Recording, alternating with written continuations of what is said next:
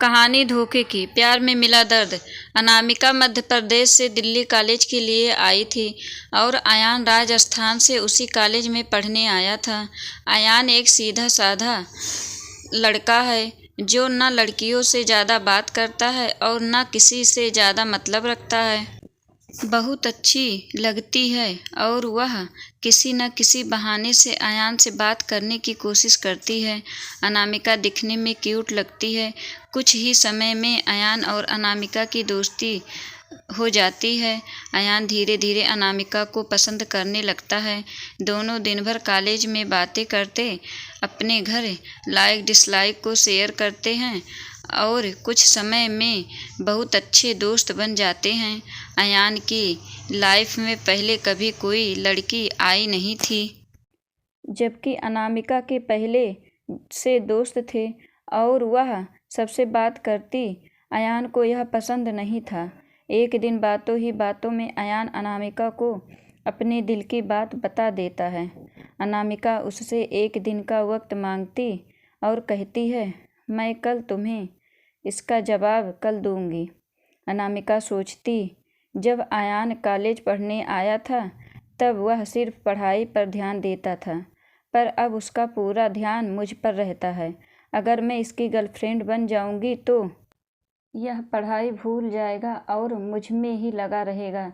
यही सब ख्याल अनामिका के मन में होते हैं और दूसरे दिन अनामिका अयान को मना कर देती है और कहती है, मैं तो तुम्हें बस अपना दोस्त समझती हूँ, इससे ज़्यादा कुछ नहीं।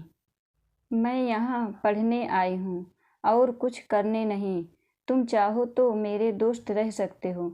अयान दोस्ती के लिए मना कर देता है और अनामिका को बहुत समझाता है, लेकिन अनामिका कुछ नहीं सुनती। अयान को यह बात बहुत बुरी लगती है और वह अनामिका से बात करना बंद कर देता है। कुछ दिन कॉलेज भी नहीं आता है।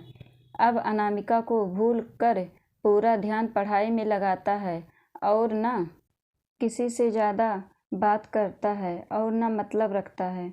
देखते देखते कॉलेज बीत जाता है और सब अलग अलग हो जाते हैं। अयान कॉलेज में टॉप कर जाता है और सबसे पहले नौकरी पा लेता है। 2-3 साल बीत जाते हैं।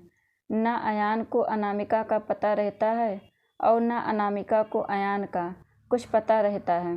अयान कंपनी छोड़कर एक नई कंपनी में ज्वाइन करता है, जिससे उसकी पोस्ट पहले से बहुत अच्छी और पगार दुगनी रहती है।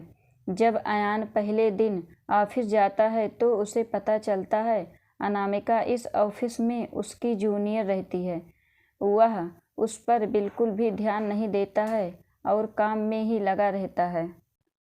कुछ दिनों ऐसा ही चलता रहता है, पर दोनों एक दूसरे को पहले से जानते थे और एक दिन दोनों को एक प्रोजेक्ट के लिए साथ में बाहर जाना पड़ता है। प्रोजेक्ट के बाद ना चाहते हुए भी अयान और अनामिका की बात होने लगती है। अनामिका अयान को समझाती है, आखिर उसने उसको मना क्यों किया था। अयान को अनामिका की बात समझ आ जाती है और दोनों में गहरी दोस्ती फिर से हो जाती है। पूरे ऑफिस में दोनों की दोस्ती के चर्चे होने लगते हैं।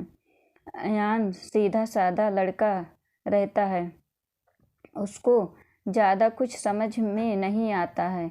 अयान कुछ समय बाद अनामिका को डिनर पर ले जाकर फिर से प्यार का इजहार करता है।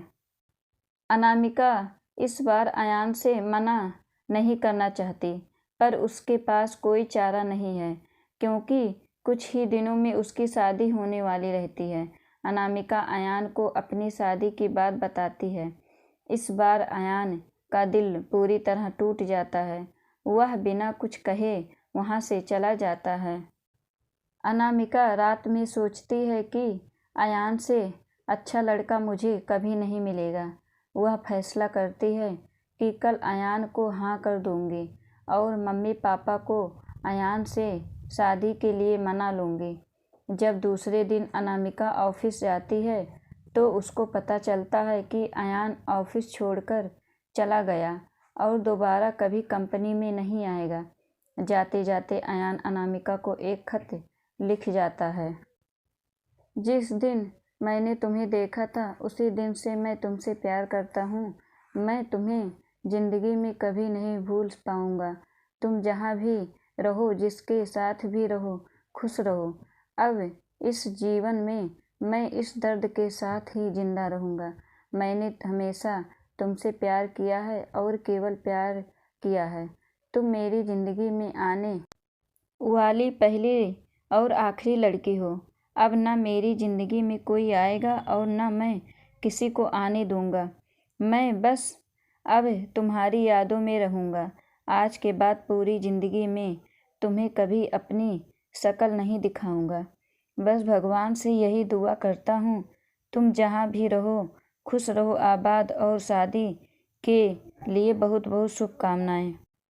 अनामिका अयान को खोजने की बहुत कोशिश करती है, पर कई सालों के बाद भी उसको अयान नहीं मिलता और वह अपने माँ बाप की पसंद के लड़के के साथ शादी कर लेती। इस तरह दोनों हमेशा के लिए एक दूसरे से बिछड़ गए और दर्द के साथ अपनी ज़िंदगी व्यतीत करते हैं।